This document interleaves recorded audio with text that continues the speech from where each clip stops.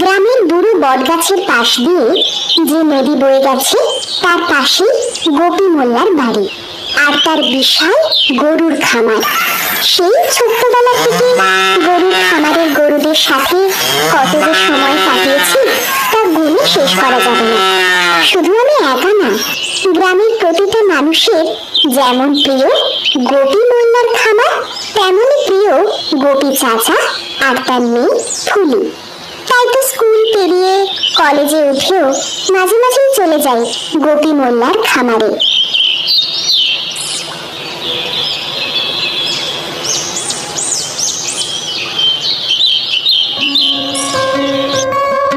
আজ পরীক্ষা শেষ হয়ে বাড়ি ফিরতে মা বলল, বুঝলি গাছে বেশ আম হয়েছে, পারুলের বাড়ি যাওয়ার পথে ফুলিকে কটা দিয়ে যাস তো, মেয়েটা খুব ভালোবাসে। মায়ের কথা মতো আম নিয়ে রওনা দিলাম গোপী চাচার বাড়ির পথে।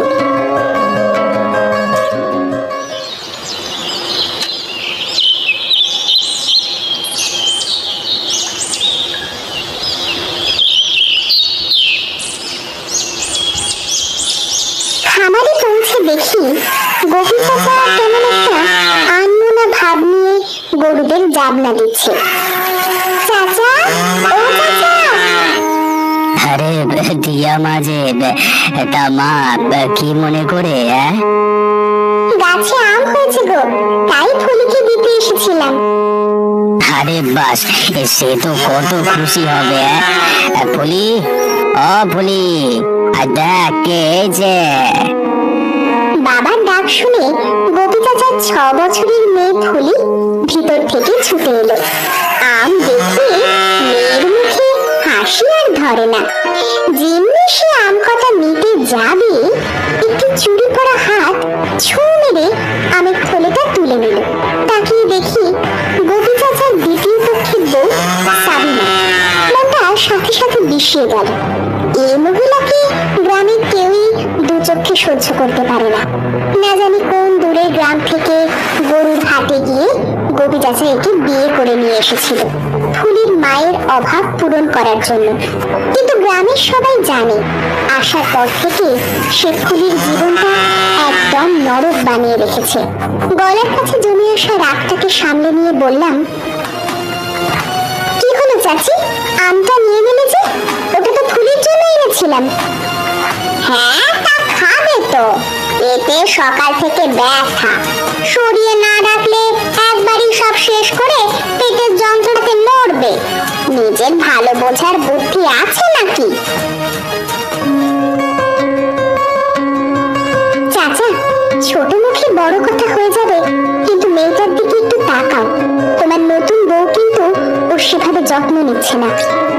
কি বলবো রে মা, রুটি রোজগার আর মেয়ে মানুষ করাটা তো আর একা হাতে সম্ভব হয়ে উঠছিল না। সেজন্য বাধ্য হয়ে বিয়ে করে এখন পস্তাচ্ছি। গোপী চাচার করুণ মুখখানা দেখে বড্ড কষ্ট লাগলো, আর কথা না বাড়িয়ে সেখান থেকে চলে এলাম। দুদিন পরের কথা, পাশের গ্রামের এক হাটে কিছু গরু বেচে ক্লান্ত গোপী চাচা বাড়ি ফিরছিল। অনেকটা রাত হয়ে এসেছে। ঝিঝি আর রাতটাজার ডাক ছাড়া রাস্তায় আর কোনো শব্দ নেই।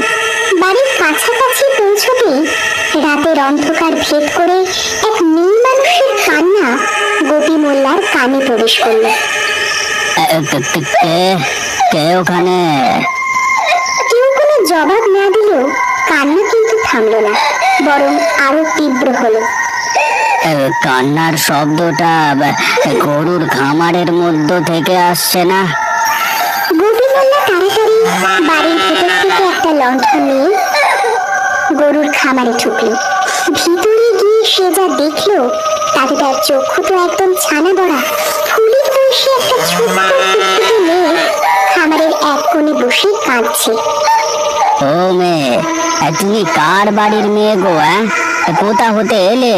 তোমার মা বাবা কই? ও মেয়ে। মেয়েটি কোনো কথা না বলে কাঁদতে থাকে। গোপী চাচার শত প্রশ্ন সত্ত্বেও মেয়েটি একটাও উত্তর দিল না, শুধু চুপচাপ বসে কাঁদতে থাকলো। গোপী এবার ভালো করে মেয়েটার দিকে তাকালো। গায়ে তার একদমই স্বল্প কাপড়, পায়ে কোনো জুতো তো নেই, উল্টে হাজার কাটার দাগে পাটা ক্ষত বিক্ষত হয়ে রয়েছে। গোপী কাছে যাবার চেষ্টা করতেই মেয়েটি ভয়ে গুটিয়ে এক কোণে সরে যায়। গোপী আবার বাড়িতে ছোটে। মেয়ে বিছানায় শুয়ে ঘুমে কাঁদা। গোপী মেয়ের বিছানার কাছে যায়। ফুলি, ও ফুলি, একবার ওর দেখিনি মা, খুব দরকার।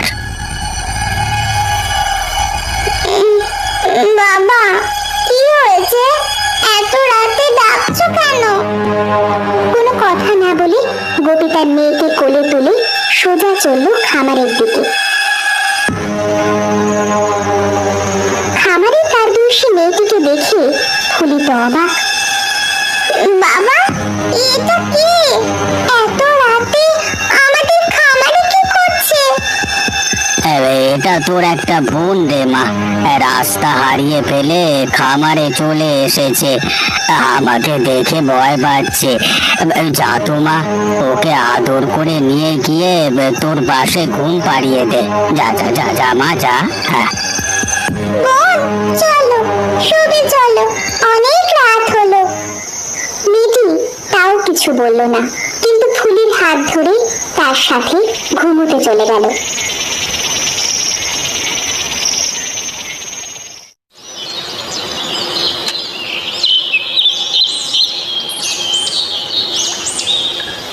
সকাল হতেই গোপী কিছু ওষুধ ও ব্যান্ডেজ নিয়ে ফুলির ঘরে গেল।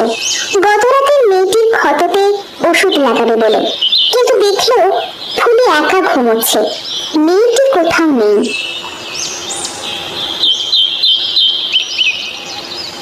এদিকে ওদিকে খুঁজতে খুঁজতে গোপী দেখলো মেয়েটি খামারে গরুদের খেতে দিচ্ছে, আর সব গরুগুলো কেমন জানি মন্ত্রমুগ্ধের মতো তার দেয়া খাবার খাচ্ছে। ইতিমধ্যে সাবিনা ঘুম থেকে উঠে বাইরে এসে মেয়েটিকে দেখে আকাশ থেকে পড়ে। এটা কে গা? কোত্থেকে এসে ঢুকলো? কালকে রাতে খামারের এক কোনায় বসেছিল, দেখে মনে হচ্ছে ভালো বাড়ির মেয়ে, কিন্তু মনে হয় না বেচারি কথা বলতে বা শুনতে পারে। যতদিন না এর বাড়ির লোকজনের সন্ধান পাচ্ছি, ভাবছি একে এখানেই রেখে দিই আমাদের কাছে। মানেটা কি? বুদ্ধি শুদ্ধি কি হাতে বেঁচে এলো নাকি? চাল নেই, চুলো নেই, কোথাকার কে? তাকে তুমি আমাদের বাড়িতে রাখবে? একটাকে সামাল দিতে আমার হাড় মাস জ্বলে গেল, এখন আবার দুটো? এক্ষুনি এই আপদটাকে বিদায় করো বলছি। সাবিনার বিবেকহীন কথাবার্তা শুনে গোপী আর রাগ সামলাতে পারল না। একটা কথা কান খুলে শুনে রাখো, আমার বাড়িতে আমি যাকে খুশি রাখবো। তোমার যদি কোনো সমস্যা থাকে তবে তুমি বেরিয়ে যাও। সাবিনা গজগজ করতে করতে সেখান থেকে চলে যায়। গোপী গরুর খামারের দিকে তাকিয়ে দেখে ইতিমধ্যে মেয়েটি খামারটি পুরো চকচকে পরিষ্কার করে ফেলেছে। গোপীর বিস্ময়ে সীমা থাকে না, ওইটুকু মেয়ে এত বড় খামার পরিষ্কার করলো কিভাবে? আর মেয়েটির পায়ের ক্ষতগুলোই বা কোথায় গেল? ইতিমধ্যে ফুলি ঘুম থেকে উঠে মেয়েটিকে নিয়ে খেলতে চলে যাওয়ায় গোপী মোল্লার ভাবনায় ছেদ পড়ল।